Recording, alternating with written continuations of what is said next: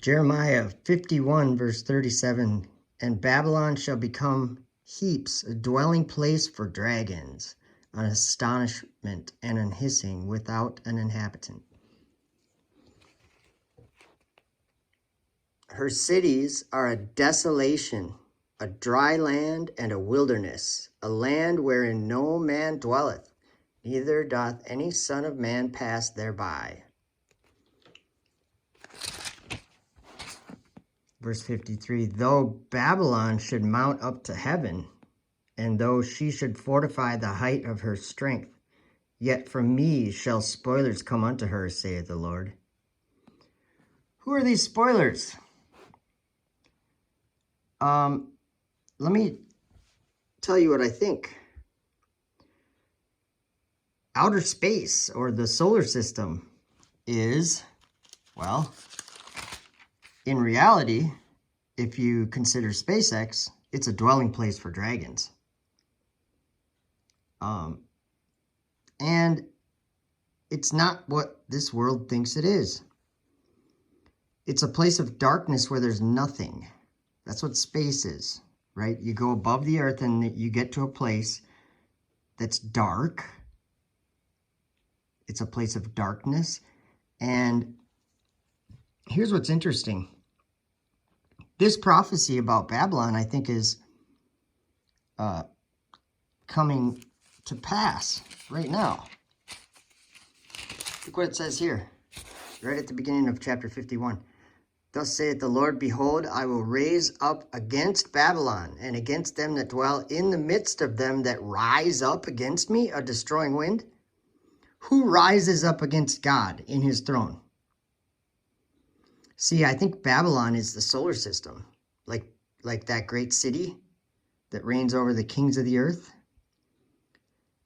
Let's look at a couple more things. It says, I will, verse 2, and will send unto Babylon fanners that shall fan her, and shall empty her land. For in the day of trouble they shall be against her round about. Have you guys ever thought about why people are saying they faked the moon landing, or that it was fake, or that it was a deception from the devil? Well, flee out of the midst of Babylon and deliver every man his soul. Be not cut off in her iniquity, for this is the time of the Lord's vengeance. He will render unto her a recompense. Look what it says in verse 8. Babylon is suddenly fallen and destroyed. Howl for her, take balm for her pain. If so, she may be healed. We would have healed Babylon, but she is not healed. Forsake her, and let us go every one into his own country. For her judgment reacheth unto heaven and is lifted up even to the skies. Can you guys please see this the way that I'm seeing it? God lives in the sky, you guys. And we were born in a generation that is actually thinking that we belong there. And I think that flat earth or this cosmology stuff is here because we need to understand reality in a different way. There's a God that lives above us, and he's looking down at us, and he has a whole army of angels, and there is an opposing higher power, not like God, but angelic. Satan, a dragon. And you know what? He comes in a form that deceives mankind. And so when I see SpaceX Dragon flying up there, that to me is part of the battle that happens in this story. Let's go to Revelation 18 or 17. Look at this. Remember how it said Babylon was a dwelling place for dragons, and it said it was a dry wilderness where no man dwells? Well, look at this. In Revelation 17, in John's vision, and there came one of the seven angels which had the seven vials and talked with me, saying unto me, Come hither, I will show unto thee the judgment of the great whore that sitteth upon many waters. Okay, this is talking about Babylon, with whom the kings of the earth have committed fornication, and the inhabitants of the earth have been made drunk with the wine of her fornication. But look at this, you guys. Where does he go? It looks like my phone is fuzzy. Sorry. Maybe it was. So he carried me away in the spirit to the into the wilderness. And I saw a woman sit upon a scarlet-colored beast, full of names of blasphemy, having 7 heads and 10 horns. Side note, the space station, yeah, when you see it, it is scarlet-colored because of those solar arrays. That's scarlet-colored. When I film it, it's scarlet-colored. It's like white, but it's that's the color it is. It's like kind of the color of this table a little bit. And the woman was arrayed in purple and scarlet color and decked with gold and precious stones and pearls, having a golden cup in her hand, full of abominations and filthiness of her fornication. And upon her forehead was a name written, Mystery Babylon the Great, the mother of harlots and the abominations of the earth. And I saw the woman drunken with the blood of the saints and the blood of the martyrs of Jesus. And when I saw her, I wondered with great admiration. So pay attention to what John just said. When he saw this woman, he was like, whoa. He was wondering with great admiration. Look what the angel does. The angel said unto me, Wherefore didst thou marvel? I will tell thee the mystery of the woman and the beast that carrieth her, which hath the 7 heads and 10 horns. The beast that thou sawest was and is not, and shall ascend out of the bottomless pit and go into perdition. So now, I want you guys to pay attention to something very important here that I realized. Okay, this beast, it's going to talk about the book of life from the foundation of the world. John wondered with great admiration. Okay, so the angel said, why are you doing that? I'll tell you the mystery of this, okay? And he said that the beast that John was marveling at with great admiration, that was carrying the woman, it said that's the one that ascends out of the bottomless pit and goes into perdition. It says, and they that dwell on the earth shall wonder, whose names were not written in the book of life from the foundation of the world, when they behold the beast that was and is not and yet is. It's going to be something that everyone can see. But it's deception. Have you ever considered that it could be something that men have made? And then they even made a dragon to bring people up to it and bring people down, cast out into the earth on a dragon. Okay, now I don't want to get into the 7 mountains, but in the book of Enoch, the 7 planets, he said they were like mountains burning with fire. So I think that that's the 7 mountains. And the 8th is the space station. It's a wandering star. It's like one of the planets. It doesn't go with the fixed stars in a circle. Okay, now all this stuff happens, but okay, now the kings of the earth, like that sounds like it would be men, but let's realize that it's not. It's not men at all. It's something else. They look like horns, and John described it visually. He saw horns. So he's getting the mystery told to him, and he says, and the 10 horns which thou sawest upon the beast, these shall hate the whore, and shall make her desolate and naked, and shall eat her flesh, and burn her with fire. For God hath put it in their hearts to fulfill his will, and to agree, and give their kingdom unto the beast, until the words of God shall be fulfilled. And the woman which thou sawest is that great city, which reigneth over the kings of the earth. Do you guys understand why I think it's just the idea of space?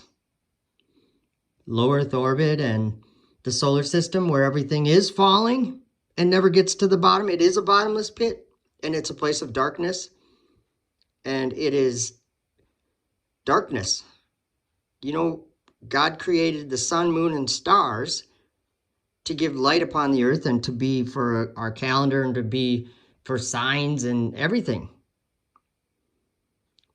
But what is mankind doing to it when we already add a star 20 something years ago with the space station? It was big enough to reflect light or whatever down to us so that we could see it, and it looks like a star flying over us. Okay, look. This is another reason why I think that NASA is just being deceived. And after these things, I saw another angel come down from heaven, having great power, and the earth was lightened with his glory. And he cried mightily with a strong voice, saying, Babylon the Great is fallen, and is become the habitation of devils, and the hold of every foul spirit, and a cage of every unclean and hateful bird. It's a prison, you guys. It is a prison. And it says, for all nations have drunk the wine of the wrath of her fornication, and the kings of the earth, remember they were horns, 10 horns. The kings of the earth have committed fornication with her. And I'm not trying to be like graphic, but the only way to get into that place or back out of that place is on one of these conical shaped vehicles other than the shuttle. They're all shaped like a sort of like a water drop, and they have like a heat shield. But look what it says. Have committed fornication with her. Like they go into her. Do you get it? And the merchants of the earth, like Elon Musk, are waxed rich through the abundance of her delicacies. Come out of her, my people. And I heard another voice from heaven saying, come out of her, my people, that ye be not partakers of her sins, and that ye receive not of her plagues, for her sins have reached unto heaven. How many times have we read about Babylon and her iniquity going up to heaven? For her sins have reached unto heaven, and God hath remembered her iniquities. And there's a lot. Okay, in this chapter, it talks about ships and sailors. Well, I think that we're talking about the waters above, the great sea above, the great hanging sea. Look what it says here. For in 1 hour, so great riches is come to naught, and every shipmaster and all the company in ships and sailors and as many as trade by sea stood afar off and cried when they saw the smoke of her burning, saying, what city is like unto this great city? You guys that believe in space have a surprise coming. Your reality is going to sink, and it's going to be too late, because you're going to be on the wrong side of this war that's happening. This is happening right now. When you see a flat earth debate, that's part of this war. Come out of her, my people. The whole idea of orbits and space, all of that is a deception. And I'm not saying that men are doing this deception. Mostly this deception comes from men trying to leave the earth. And how did they do that? How did they go to the moon? Apollo 11. This is a spiritual battle, and it takes place here and in heaven, and God is in heaven. Let me just show you one thing here. Oh, interesting that I turned to right to Obadiah. 1 verse 4, look at. Though thou exalt thyself as the eagle, and though thou set thy nest among the stars, thence will I bring thee down, saith the Lord. So the idea that men go up to the stars is not a new idea or something. Let's go back to that Jeremiah. I wanted to read just a couple more things that are important things to realize. Right here, we would have healed Babylon, but she is not healed. Forsake her, and let us go every one into his own country. For her judgment reacheth unto heaven, and is lifted up even to the skies. Okay? Okay, you guys, for the people who see this truth and are talking about it, The Lord hath brought forth our righteousness. Come and let us declare in Zion the work of the Lord our God. That's what this is about. God created this world. And look at right here. Let's read about it. He hath made the earth by his power. He hath established the world by his wisdom and hath stretched out the heavens by his understanding. Look at, I don't even want to read this verse. Every man is brutish by his knowledge. Every founder is confounded by the graven image, for his molten image is falsehood, and there is no breath in them. They are vanity, the work of errors. In the time of their visitation, they shall perish. Please don't think that you understand everything about the sky and take for granted the idea that God is there. Let's look at, where are we going to go? Just want to show you another example. Okay, Daniel saw a vision, and look at what he saw in verse 10. And actually, this is talking about the same horn that we just read about, the beast that had 10 horns. Well, this is talking about the horns. I'll start in verse 9. And out of one of them came forth a little horn, which waxed exceeding great, toward the south, and toward the east, and toward the pleasant land. And it waxed great, even to the host of heaven. And it cast down some of the hosts and of the stars to the ground, and stamped upon them. Yea, he magnified himself even to the prince of the host, and by him the daily sacrifice was taken away, and the place of his sanctuary was cast down. So this is a sin. This dominion was taken by sin, this dominion of the host of heaven. It says, and a host was given him against the daily sacrifice by reason of transgression, and it cast down the truth to the ground, and it practiced and prospered. So this is about God's sanctuary. Let me find one other thing. In the book of Isaiah, let's just look at what God says about it. And then that's going to be the end of this video, because my point is to show you that these times are now. And it's very important that we realize what God has done and where he is in this creation. Because here's what he says, Isaiah 66:1. Thus saith the Lord, the heaven is my throne, and the earth is my footstool. Where is the house that ye built unto me? And where is the place of my rest? For all those things hath mine hand made, and all those things have been, saith the Lord. But to this man, excuse me, but to this man will I look, even to him that is poor and of a contrite spirit, and trembleth at my word. So, yeah, I would just say to take it seriously.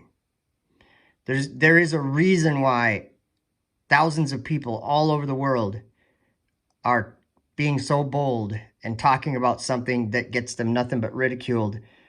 But I'll tell you what, let me compare it with shooting an arrow, okay? That's what, in Jeremiah, that's what it did. Okay, look at verse 3 in 51. Against him that bendeth, let the archer bend his bow, and against him that lifteth himself up in his brigandine. That's like a metal suit of armor, or in 2022, you might say a rocket. That against him that lifteth himself up in his brigandine, and spare ye not her young men, destroy ye utterly all her host. Let's see, where was it comparing it to arrows? I think it was right here. Yeah, right here.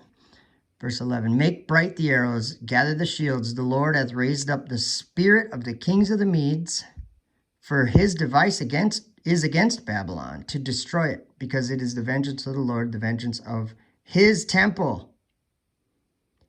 So if we look at the book of Revelation, God's temple is up in heaven. That's literally in the sky. So I just think that it's time. It's the time that, and actually, I wanted to talk about, maybe I'll do that in a video, because this is already almost 20 minutes.